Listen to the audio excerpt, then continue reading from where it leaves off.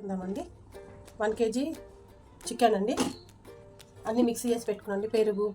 పెరుగు అట్లా మెల్లిగడ్డ, ఉప్పు, కారం, పసుపు వేసి ఇట్లా మిక్సీ చేసి ఫ్రైడ్ ఆనియన్స్ వేసి ఒక హాఫ్ అన్ అవర్ మిక్సీ చేసి పెట్టుకున్నాం.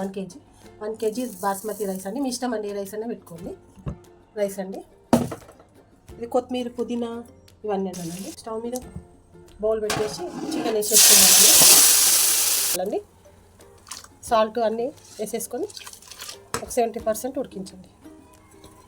బాస్మతి కదండి, కొంచెం 70% ఉడికించండి.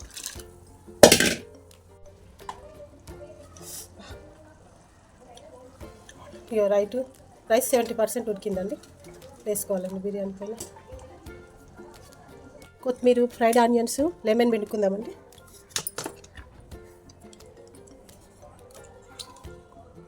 కొంచెం నెయ్యి వేసుకున్నాము. కొన్ని పాలండి, కాగబెట్టిన పచ్చి పాలన్నా పోసుకోండి, బాగుంటుందండి. పాలు పోసుకుంటే టేస్టీ ఉంటుంది బిర్యానీ. ట్రై చేయండి మీరు కూడా ఒకసారి. ట్రై చేసి లైక్ చేయండి, షేర్ చేయండి, సబ్స్క్రైబ్ చేసుకోండి. కామెంట్ బాక్స్లో కామెంట్ పెట్టండి. కొంచెం గరం మసాలా అండి. ఇప్పుడు మూత పెట్టేసుకుందామండి టైట్గా. బిర్యానీ రెడీ అయిపోయిందండి.